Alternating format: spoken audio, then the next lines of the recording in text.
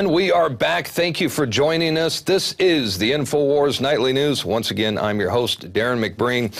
And you know, it's no secret that the establishment has been persecuting family farms to totally dominate and industrialize our food supply. They are making criminals out of farmers who simply want to produce, fresh fruit, fresh vegetables, and, raw milk. Anything non-GMO is being phased out and criminalized by our tyrannical government. You are an extremist if you don't want to feed your children aspartame, high fructose corn syrup, or non-GMO foods. It's even gotten to the point where they're starting to make it mandatory in many states that the schools supply the children with their contaminated cafeteria food, and they are not allowing parents to pack their own children's lunch, if you could believe that. Simply getting out of control, but there is a growing movement to put a stop to all this. This as more and more people are becoming aware that their freedom to choose the food they want is it's in serious danger. And that brings us to our guest, Kristen Canty. She is the director and producer of the new hard-hitting documentary, over here. It's called Farmageddon. And this film really exposes how the federal government is beginning to seize control of the food retail system. And before we bring her on, we're actually going to take a look at the official trailer. The film is available, by the way, on our website. You can purchase this at InfoWarsShop.com at a discounted price. Here's a look at Farmageddon, the unseen war on America family farms. What I saw from at the top of the stairs was a man right here around the corner with his arm like this and a gun pointing up at me. They even took the sheep that I had brought over from New Zealand and they took them out to Iowa and they killed them for a disease that doesn't exist to this day. They're actually going onto the farm and telling farmers how to grow things. Raw milk from South Carolina, USDA grade licensed dairy. A imminent health hazard according to the state of Georgia.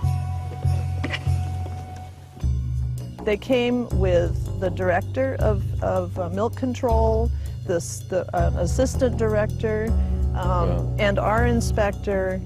And it was a SWAT-type team raid, which included the FBI, the FDA, the CDFA, and the health department, along with half a dozen sheriffs.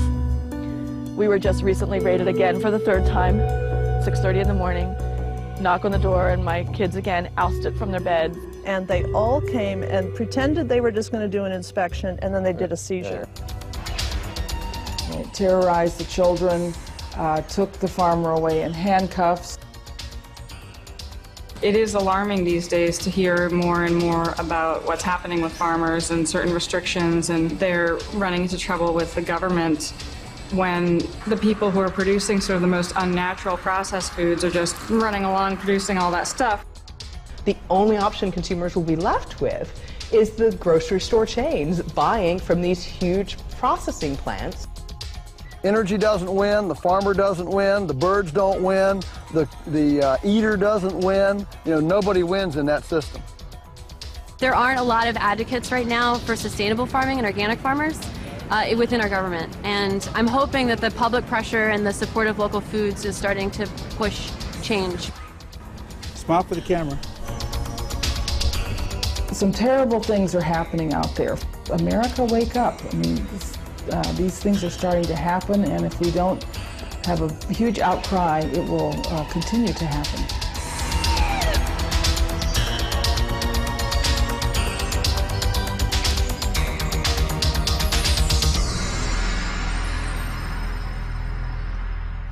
And we are joined now by the writer and producer of the film Farmageddon. Her name is Kristen Canty.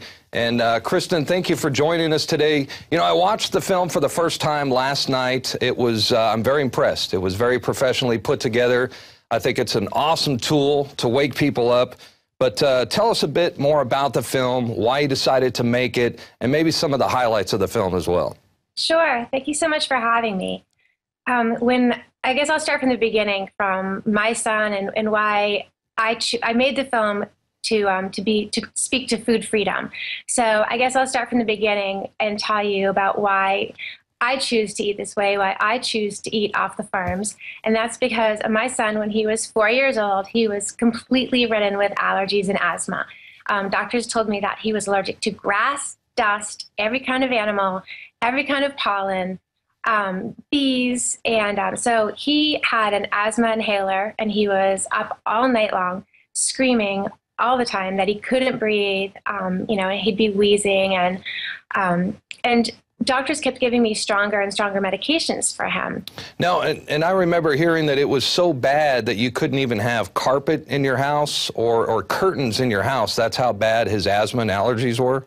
Right, because he was allergic to dust. So I had to keep plastic on his bed and HEPA filters in his room, and we had to rip up our carpets and take down our curtains and get rid of all of our pets and trying to manage this. And the medications, unfortunately, weren't helping. It would have been great if I could have just given him a pill and he would have been all better, but it didn't work for us.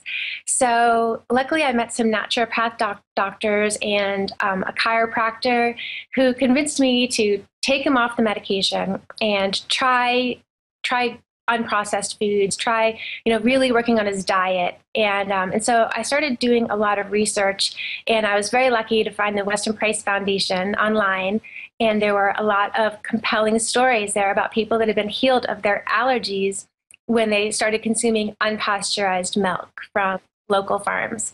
So at the time, I was completely grossed out by this. It took me a long time to absorb it, and then to finally go out and meet a farmer and ask a lot of questions and asked him for his milk and drank a lot of it myself before I gave it to my son to make sure that it was okay. And I finally gave it to him, and very, very quickly, he was completely healed of all of his allergies. So it was amazing.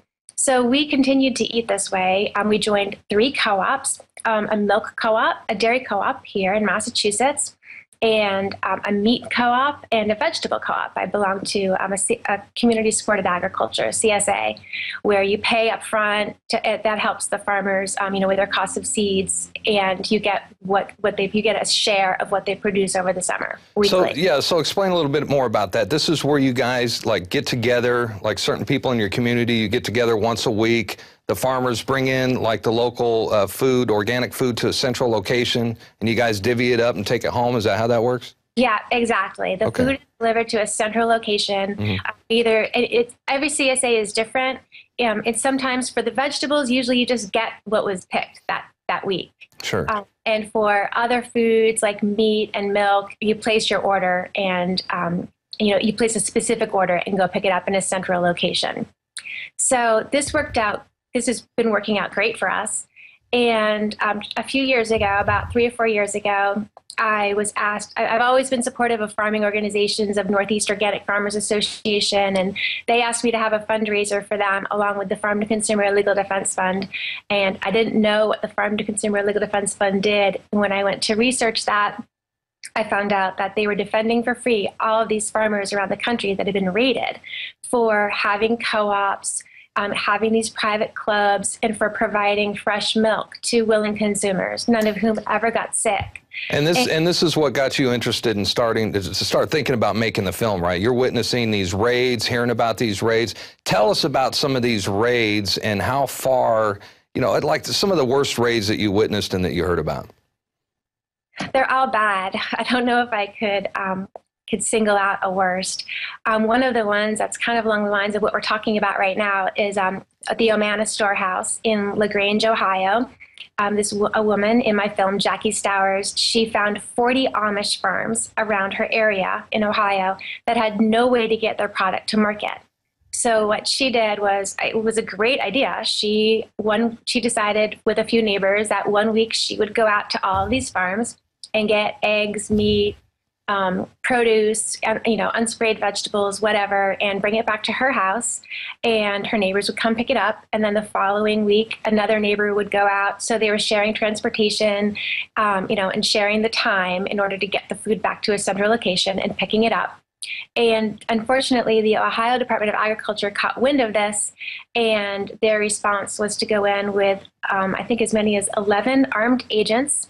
And she had 8 kids in the house, and they kept the children and the adults in a room for 6 hours Well, they tore her house apart, took all of her food, both for her, both from her buying club and for her private consumption, took her computers. Her son was in Iraq at the time, and he called, and they wouldn't let them answer the phone. They confiscated their cell phones, all for, on the warrant, it said that it was a third-degree misdemeanor, that they might be operating a retail establishment without a license. Well, it's crazy, and they come in, you know, SWAT style, guns drawn, you know, scaring the family. And I mean, it's just amazing what measures they go through. And why do you think there's so many raids? Why does the federal government want to raid small farms? You know, I wish I could answer that question. When I've asked government officials to speak, well, first of all, it was very hard for me to get people to speak on this issue from the government. So there are some government officials in my film, and I was extremely grateful that they would speak out. Basically, when you ask them, their only answer is it's in regards to food safety, that they're trying to keep people safe, and that's what these raids are about. Now, in my opinion, they're allowing a lot of very unsafe foods to go completely unregulated, unlabeled in our food system, and they're cracking down on the people that are trying to supply the most natural foods, you know, foods that are in farming, cracking down on the people that are farming the way people farmed for generations before industrial agriculture really kicked in. Well, food safety, give me a break. I mean, you've probably seen the condition of some of these big mega farms. I mean, they're dirty. They have thousands of animals condensed together in tight quarters. You know, they're pumping them full of antibiotics, steroids. They're coming out with cloned cows, cloned pigs. I mean, it's frankenfood, and it's no wonder that a lot of people are beginning to ask for organic food and seeking alternatives. I mean, you know, but if the government gets their way, we're not going to have a choice. Right. That's the problem.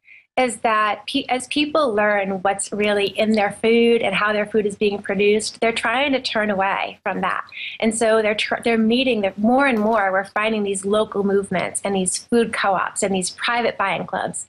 In Maine, they're trying to pass food sovereignty laws that says that the government cannot, anything bought and sold in the town or in the county, you know, can't be infringed upon by the federal government.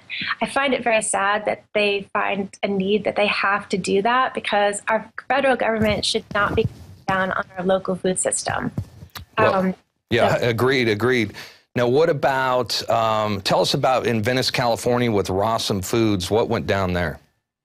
Yep, Rossum Foods, again, was a private buying club in Venice, California, and it's been run for years. I believe it's about 8 to 10 years old, and they supply all raw dairy, fermented vegetables, lots of fermented foods too, like kefir, and organic vegetables and meat also to their private membership, and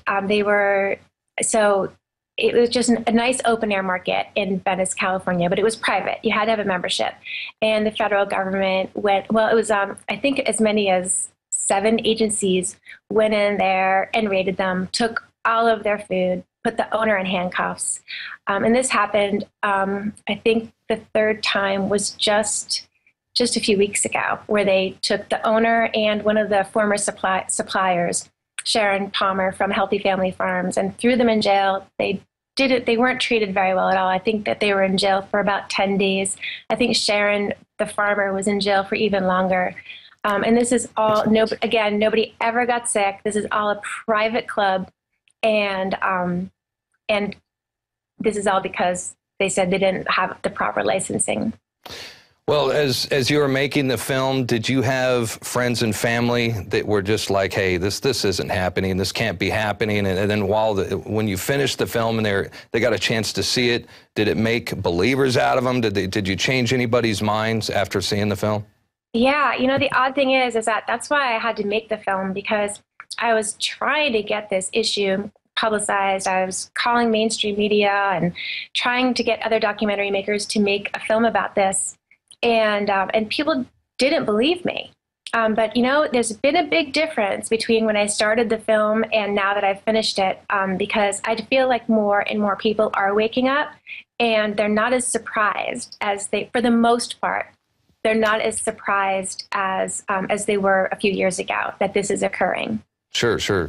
Well, it's getting great reviews, and I'm looking here where the Los Angeles Times says it's an eye-popping wake-up call. And like I said, I did watch it for the first time last night. I really enjoyed it. I think it's an effective tool. I think it's going to make changes. So I think we get this out to friends and family members, pass this video along, and I think it's going to make a difference, like I said. Tell us more about what's happening now. Is there a movement? What can we do to stop this tyrannical takeover of our food supply?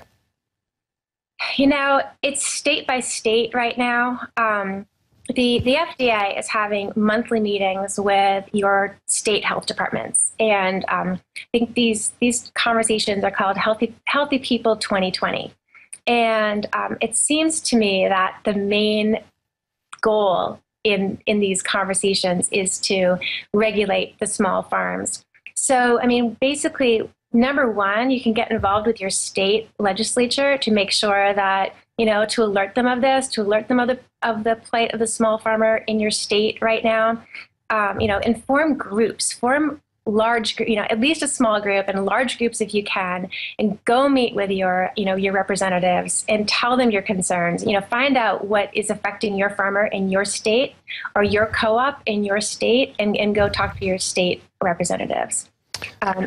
Yeah, and I think those are all great ideas. The only thing I'm always concerned about, contacting our local representatives, it's a very good idea. It's just that it seems more often than not that a lot of these politicians, lobbyists, policymakers, they're in the back pockets of these big federal the big corporations that are taking over the local farming industry. But certainly a good idea. And I think the purchasing power, I think if we all band together, we join these co-ops, like you were saying, and we begin to purchase these organic foods, and then that's definitely a good way to make change as well.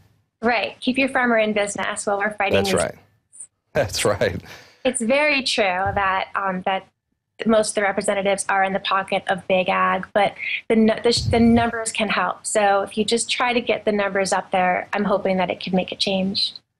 All right. Well, in closing, we're just about out of time. Anything else you want to add, to tell the people out there as far as actions they could take to stop this from happening as well?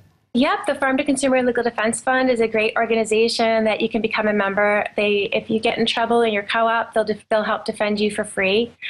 And there's many other organizations. The Farm and Ranch Freedom Alliance is right there in Texas, where you are. The Organic Consumers Association is fighting hard for labeling our food and for our freedom to drink raw milk. And I'm sure there's others. And there's others on my website. My website is farmageddonmovie.com. That's right, farmageddonmovie.com. And this is about as important of an issue as it gets. Our freedom to choose the food that we want is at stake here. So it's a real clear and present danger. And I want to thank you, Kristen, for joining us. You've been an awesome guest, and we look forward to having you hopefully again soon in the near future. All right, thank you so much for having me. All right, thank you. And well, that just about does it for tonight's show. Thank you for joining us. Hey, don't forget that you could purchase Farmageddon on our website, InfoWarsShop.com. Buy a copy today, share the vital information with your friends and family, because it's only a matter of time, folks. If we don't stop this federal takeover of our food, they will completely dominate our entire food supply. You won't even be able to grow a garden in your own backyard. Mark my words. It is up to all of us to stop this from happening. Thank you once again for joining us. We will be back tomorrow night, Lord willing, 7 p.m. Central Time. Until then, fight the New World Order, and we'll see you back tomorrow. Good night.